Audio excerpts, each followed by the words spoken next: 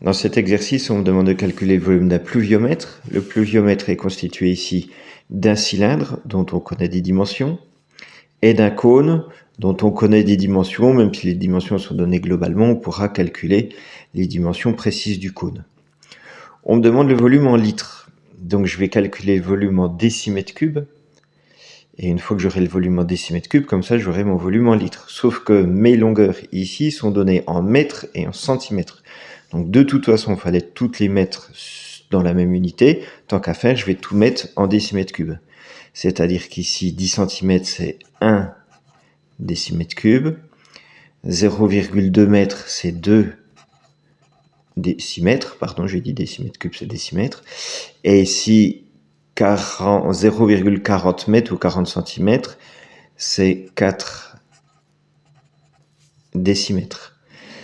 Vu que j'ai 1 décimètre pour le cylindre, ça veut dire qu'en bas, ici, j'ai 3 décimètres pour la partie conique.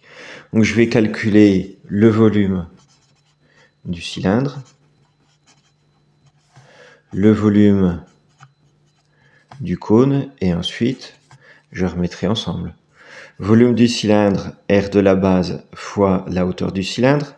L'aire de la base, donc l'aire du disque, donc pi fois rayon ou fois rayon carré fois la hauteur du cylindre, ce qui va me donner pi fois, alors 2 décimètres ici c'est le diamètre, donc le rayon c'est 1 décimètre, donc pi fois 1 fois la hauteur 1.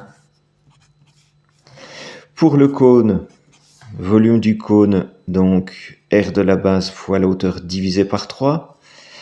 Le rayon ici, c'est toujours 1 décimètre, donc pi fois rayon fois hauteur divisé par 3, donc pi fois rayon fois hauteur divisé par 3, mais le rayon c'est aussi 1.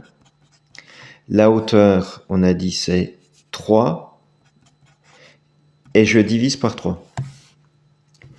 Là, sans calculatrice, pi fois 1 fois 1 fois 1, ça fait pi.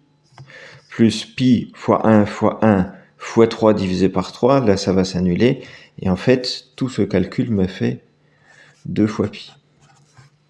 Et 2 fois pi, c'est environ 6,28 décimètres cubes, donc 6,28 litres.